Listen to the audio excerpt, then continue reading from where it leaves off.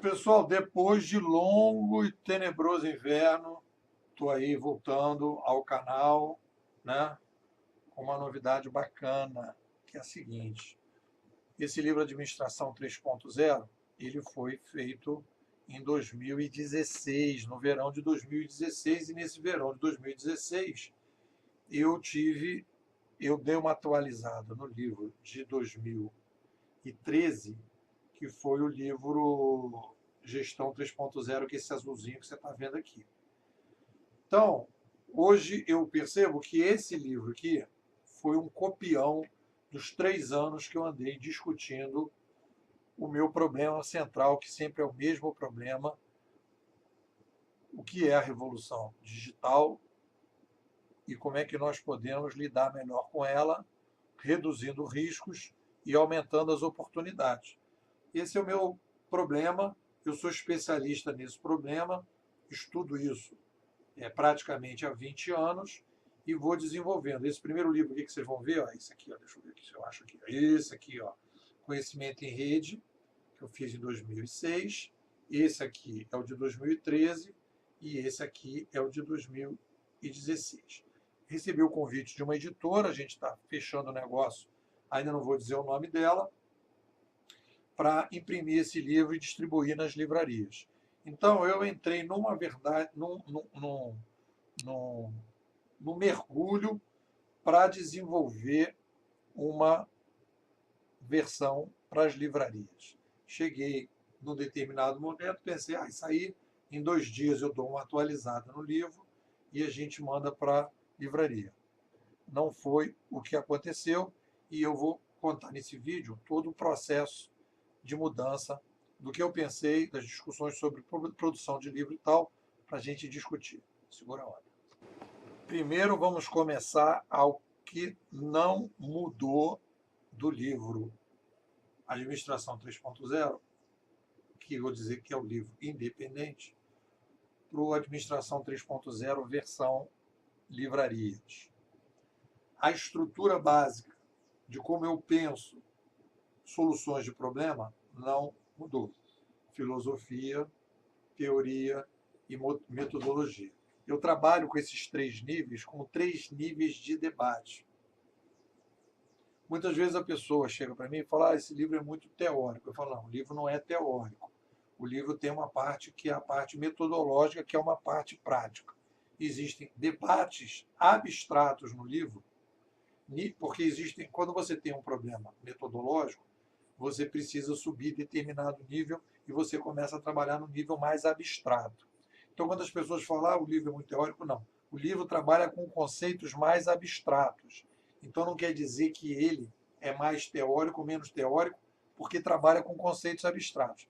Teoria não é. Existe uma confusão que as pessoas fazem entre teoria e abstração. São duas coisas diferentes. Quando você precisa melhorar metodologias, você precisa fazer discussões mais abstratas. E as pessoas têm dificuldade de fazer discussões abstratas. Então, a gente tem que separar. Então, esses são 3 níveis de debate. O debate filosófico a gente vai rever. Isso pode ser em qualquer assunto, vai rever, né, a essência das forças. O debate teórico vai rever as forças em movimento, os contextos em que as forças estão, e a metodologia e estratégia elas vão discutir o que a gente faz para lidar com as forças. Se eu não tenho a essência das forças, se eu não tenho as forças em movimento, como é que eu posso lidar com as forças? E é isso que está acontecendo com a atual revolução digital. Nós não estamos conseguindo entender e não estamos conseguindo atuar sobre as suas consequências e sobre os sintomas e o que a gente está vendo na sociedade. Então, a primeira coisa que eu quero dizer é o seguinte: a estrutura básica não mudou. Agora a gente vai ver o que eu alterei nessa nova versão Administração 3.0, versão livrarias. Eu dividi e até fiz, vou botar o link aqui embaixo, uma categoria no meu blog, como escrever livros didáticos. Então, o que eu percebo? Que a fase 1 do livro didático é a fase em que você tem insights, intuições. Então, é aquele momento que você percebe determinadas coisas, que você está caminhando, você fala, peraí, isso aqui, tem algo aqui nesse processo. Então, essa é a fase 1. A fase 2 é quando você registra a primeira intuição.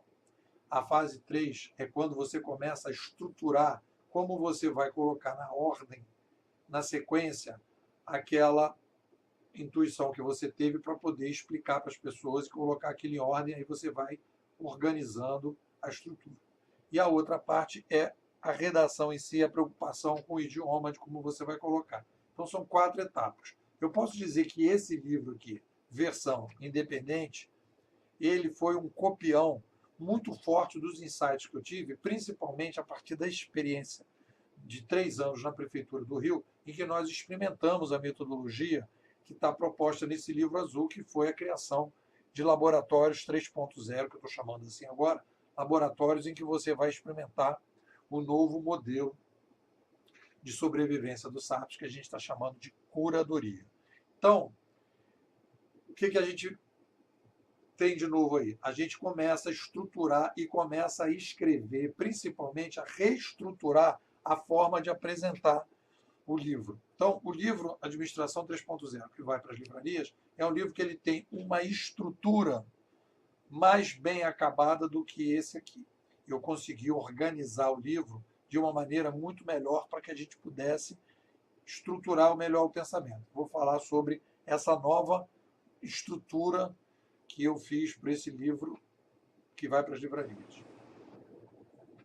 Na filosofia, talvez tenha sido a parte, o capítulo 1, filosofia, eu praticamente não alterei, né, o capítulo 1, porque a ideia da tecnoespécie e a forma que eu trabalho com a tecnoespécie tem melhorias na forma, na parte 4, que é a melhoria do texto, etc, etc.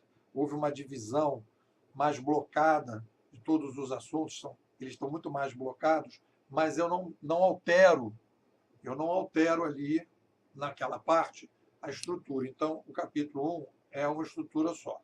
No capítulo 2, em que a gente vai falar de teoria, eu dividi o capítulo 2 em 3 pedaços e são interessantes.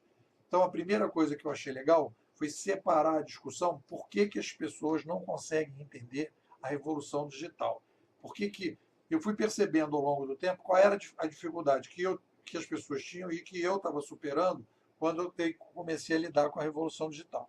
Então, eu bloqueei isso na primeira parte do capítulo 2, em que eu tento explicar isso, e aí eu vou discutir toda a questão da história e mostrar que quando você tem um fenômeno macrohistórico, você tem que trabalhar com camadas macrohistóricas, com a timeline maior, senão você não consegue entender esse fenômeno. Eu consigo aprofundar essa discussão. A outra parte, que é a parte 2, é a discussão, eu bloqueei na questão da revolução civilizacional, em que eu explico a questão do modelo de sobrevivência da espécie. Eu mudei, depois eu vou falar um pouco sobre a mudança que aconteceu nesse pedaço, em que eu não chamo hoje mais de revolução cognitiva, e eu estou chamando de revolução civilizacional digital. E nesse momento eu faço mudanças conceituais nessa parte 2, que é a de estrutura, em que eu vou discutir todo esse assunto.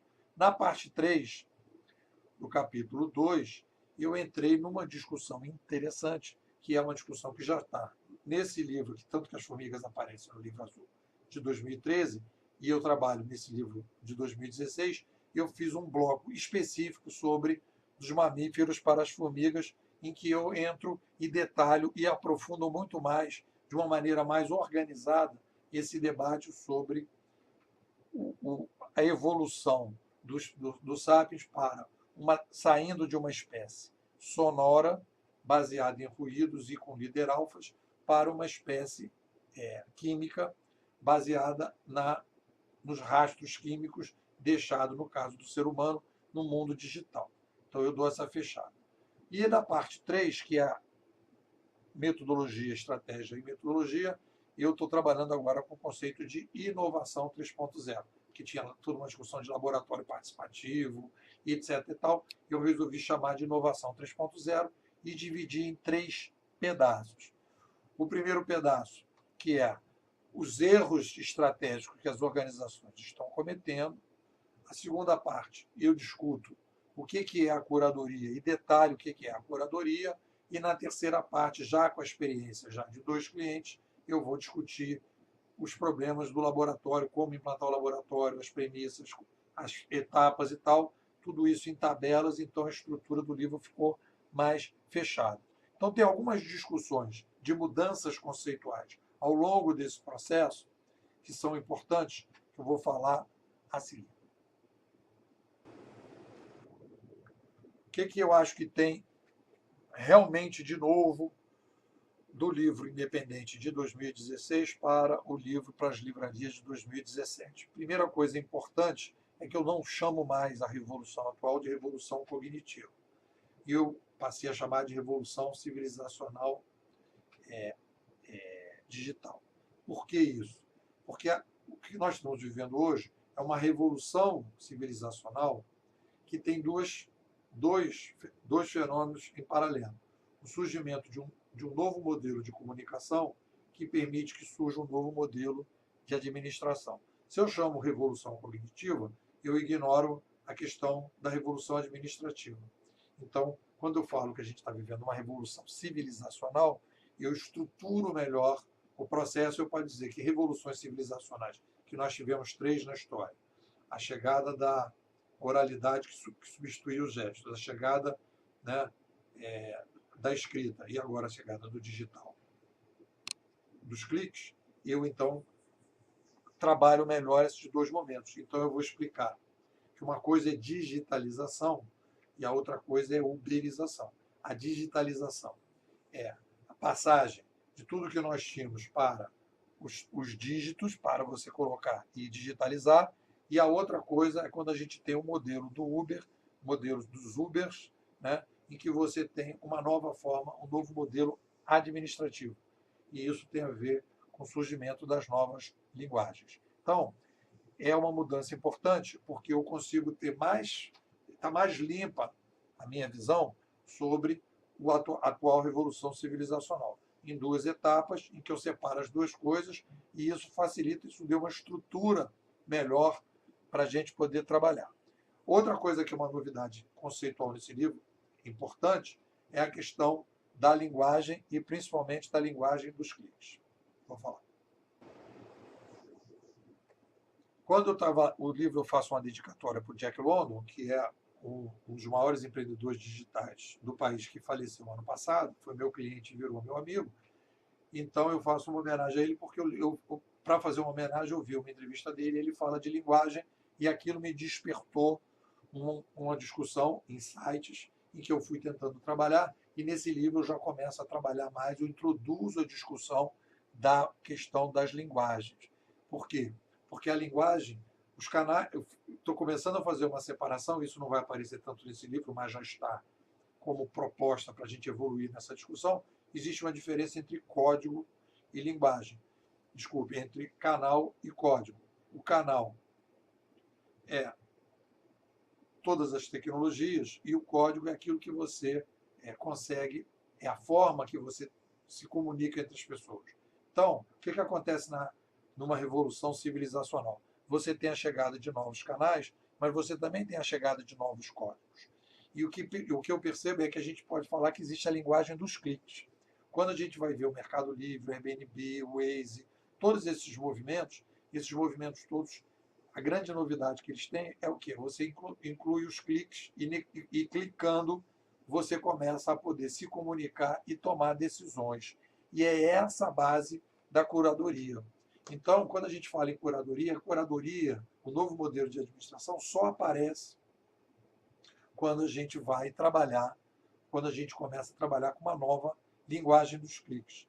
E aí eu faço também uma mudança em que eu estava misturando, e aí você vê como eu estou limpando, que eu estava chamando isso tudo de modelo administrativo. Eu botava tudo no mesmo saco de modelo administrativo modelo administrativo da espécie. Eu não estou mais chamando. Estou chamando de modelo de sobrevivência da espécie. E o modelo de sobrevivência de todas as espécies tem 2 partes.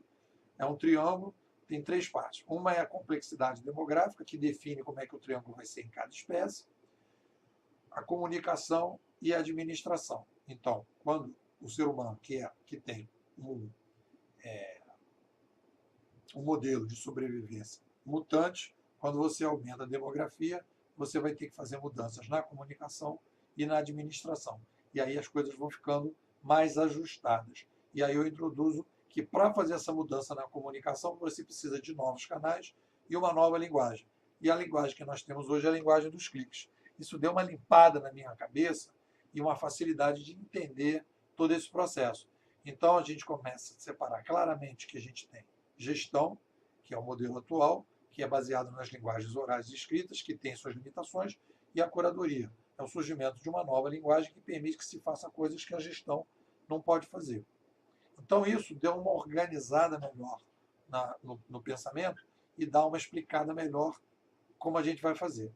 Tem uma coisa importante que surge na sequência, que é a partir daí que são as espécies sonoras e as espécies químicas. Vamos falar disso. A espécie, espécies que usam linguagens sonoras, que são os leões, os elefantes, as zebras, etc., etc., se organizam de uma determinada maneira, em função de uma determinada complexidade, precisam estar no mesmo ambiente, no tempo e lugar, e precisam de líderes alfas. E existem espécies que a gente pode chamar que são espécies químicas, que usam a linguagem química, que se comunicam através de rastros químicos, em que você tem, ao invés de líder alfa, você tem lideranças contextuais. Conforme a gente vai caminhando, conforme as pessoas vão tendo alguma coisa para contribuir no conjunto, você vai introduzindo lideranças, você vai praticando a liderança contextual. A partir daí, a gente consegue ver com clareza que nós estamos fazendo uma migração nesse momento de uma espécie. O ser humano está passando, deixando de ser, estruturando o seu modelo de administração, saindo da gestão, passando para a curadoria e começando um processo macro, histórico, saindo de uma espécie que era totalmente estruturada dentro de um modelo parecido com o dos mamíferos, sonoro, para um modelo químico em que você pode ter lideranças contextuais, que é uma forma muito mais dinâmica e melhor para lidar com a complexidade. Então, isso tudo dá uma reviravolta, foi o que mais deu trabalho nesse livro, que foi ajustar tudo isso, colocar isso tudo organizado, em ordem. Então, você tem uma mistura aí de insight, estrutura e texto. Então, você vai mexendo na estrutura, você vai mexendo no insight, e eu consegui estruturar isso. Então, eu fiquei muito satisfeito com o resultado do livro, me deu um upgrade bastante interessante no que eu estou falando, e estou voltando ao mundo dos vivos, porque eu passei aí enfurnado, eu acho que 10 dias, demorei 10 dias acordando na madrugada, que é o horário que eu rendo melhor, 3h30, 4 horas, 5 horas da manhã, e vindo direto durante todo o tempo. Dei uma parada geral, mas eu acho que o resultado está sendo interessante. Então, mais adiante eu vou divulgar como é que vai ser o processo de data, lançamento, ida para as livrarias, etc. E acho que a gente consegue avançar bastante na compreensão do mundo digital com esse novo trabalho, com esse novo pensamento. É isso aí, fica ligado.